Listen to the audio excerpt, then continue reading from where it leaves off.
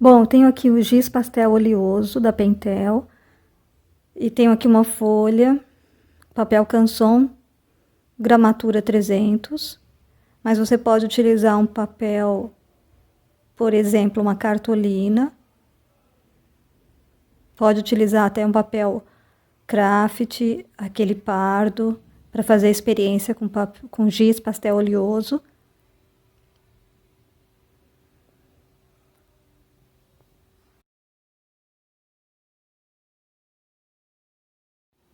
E aqui, com lápis comum, você pode traçar, fazer o risco do desenho que você quer trabalhar.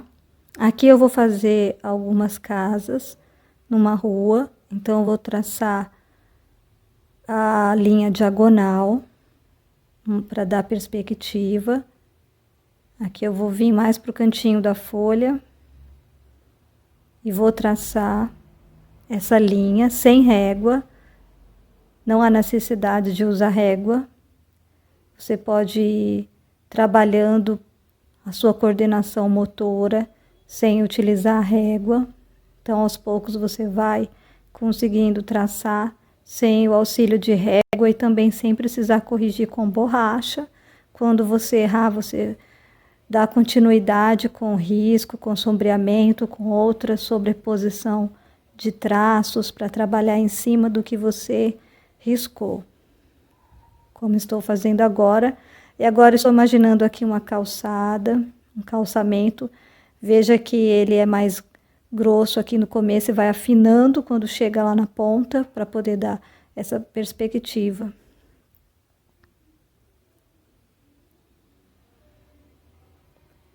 Aqui eu já calculo a parede das casas, então eu vou traçar novamente uma linha diagonal, acompanhando o traço de baixo. E agora, para fazer as paredes propriamente ditas, eu tenho que fazer na vertical, subir retinho aqui. Então, já não é mais um traço na diagonal, é um traço na vertical. Agora, eu volto para a diagonal no sentido oposto aqui, para fazer os telhados. Vou imaginando aqui os detalhezinhos do telhado, para eu ter uma base, para eu não me perder no desenho, no traço. Se eu quiser subir uma parede mais alta, eu já acompanho aqui, faço esse traçado, esse cubo aqui, subo, venho com a linha descendo. Muito bem. Aqui eu já imagino que tem uma parede aqui da casa do lado, que é um pouco mais alta do que a outra casa. Já imagino o telhado, já faço os detalhezinhos aqui para eu não me perder. Então, vou fazendo esse esboço, esse rascunho.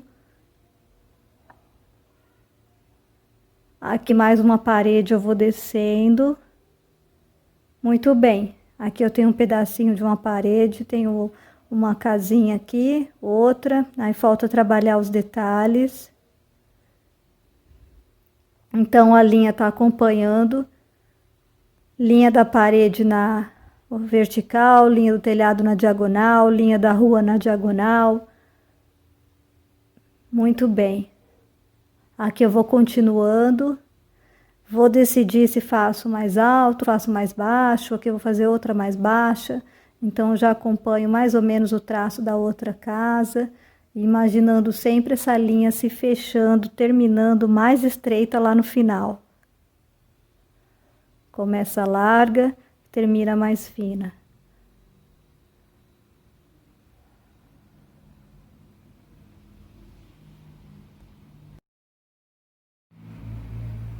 Aqui eu posso até imaginar que vai ter uma vegetação aqui ao fundo, árvores. Aqui eu posso começar a traçar a porta e janela, então eu vou subir a linha reta como a linha da parede. No mesmo sentido da linha da parede, eu vou subir a portinha. A janelinha na mesma altura do final da porta, que é a mesma direção dessa linha aqui de cima.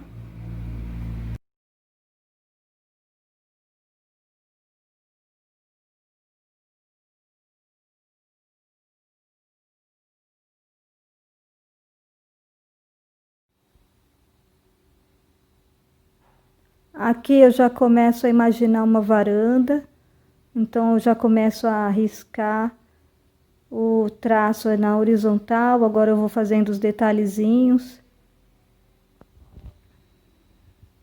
Vejo que tenho que traçar aqui na diagonal, acompanhando esse sentido, para dar essa perspectiva da varanda, e vou preenchendo aqui. Muito bem.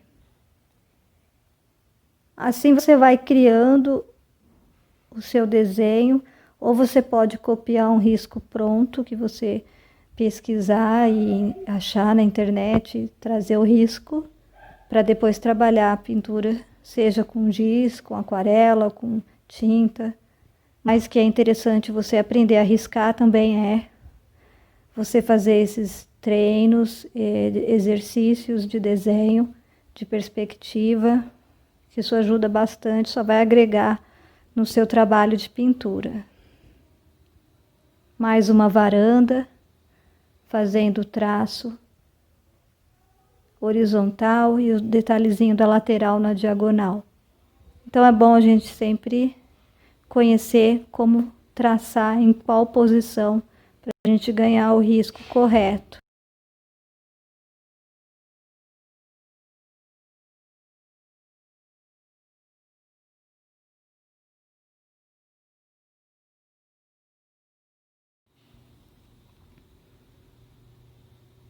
Comecei a preencher a parede com o verde escuro e o verde claro. Você vai primeiro preencher com uma cor, depois você pode pegar, por exemplo, o branco, passar por cima da cor que você fez. Pode pegar, por exemplo, o amarelo, um tom parecido com o que você pintou, que aí você vai ganhando mais uniformidade nessa pintura. Então aqui só é a primeira mão de giz, a primeira base, a primeira camada. Outra forma de você ganhar uniformidade, que seria misturar mais essas cores, é utilizando um algodão cotonete com um óleo mineral ou com, por exemplo, pode ser um óleo de amêndoa, um óleo de coco, contanto que seja um óleozinho natural. E aí você vai umedecer a ponta do cotonete e vai trabalhar em cima da onde você já pintou. Aí você vai perceber que esse óleo vai soltar ainda mais o giz pastel oleoso, vai deixar mais essa parte do giz espessa, essa camada vai diluir mais. E se você não quiser trabalhar com cotonete com óleo, você pode trabalhar como eu vou fazer, com cor sobre cor. Então, por exemplo, você vai pintar e depois vai pegar outra cor, outra tonalidade semelhante e vai passar por cima, e aí você vai ganhando também a mistura das cores e vai ganhando também uma uniformidade nessas cores. Por exemplo, agora já estou trabalhando aqui o preto e o rosa. Agora dá para perceber que formando a sombra nessa parte onde estou trabalhando essas duas cores. Então no telhado ainda vou trabalhar o amarelo junto com o marrom, com o vermelho, com o preto. Então você vai misturando cores e vai observando que vai criando essa união dessas cores e vai ganhando essa uniformidade. E vai ganhando uma consistência também, porque vai misturando mais cores. E aí, aos poucos, você vai trabalhando. Também é interessante o giz pastel oleoso, no sentido de que se você errar o jeito que você está pintando, você ultrapassar a linha da onde você estava pintando, com outra cor você consegue dar um sombreamento e disfarçar esse erro.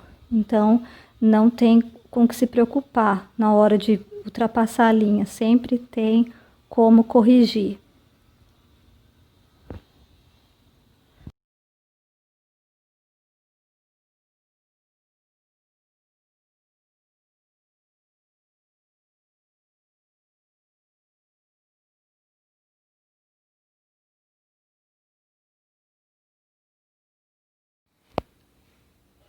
Quando o giz estiver quebrado, estiver com um pedaço pequeno, é interessante também, porque você pode utilizar ele deitado, como vocês já viram fazendo aqui.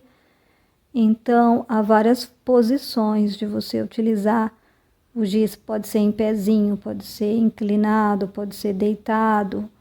Então, também não tem uma regra específica para você pintar num sentido somente. Você pode pintar na horizontal, na vertical, na diagonal, movimentos circulares. Então, você vai trabalhando o giz de cera sobre o papel, esse giz de cera, giz pastel oleoso, porque realmente você sente que ele tem uma gordura no giz, ele é oleoso mesmo, fica até na mão assim, você sente.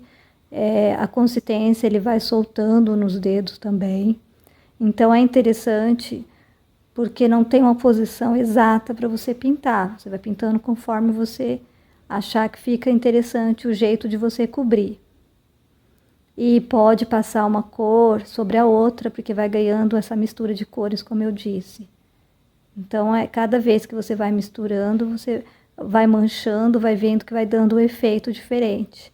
Aqui na porta, ao redor da porta, você pode passar, por exemplo, a cor que está pintando na parede, vai passar perto da cor da porta, vai dar uma manchada, mas esse efeito é interessante para a pintura, porque quando a gente terminar de pintar, vai parecer que é, por exemplo, tinta, não parece muito que foi feito com giz. Então, ele dá um efeito parecido, bastante parecido com tinta no resultado final. Mas tem que ter paciência, você vai preenchendo aos poucos. Aqui eu estou fazendo rápido, assim, sem se preocupar muito com os detalhes ainda, para fazer uma demonstração para vocês. Depois eu vou continuar com calma, e aí eu...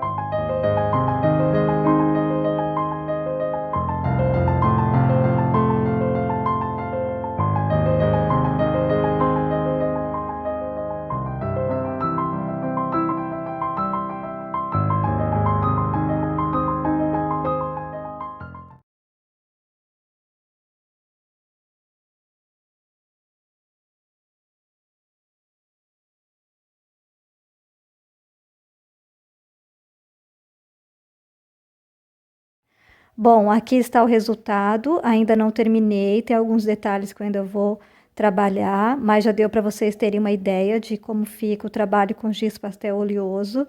Espero ter inspirado e que vocês façam o trabalho de vocês e utilizem materiais diferentes sempre, ganhando cada vez mais experiência em seus trabalhos artísticos. Muito obrigada e até mais.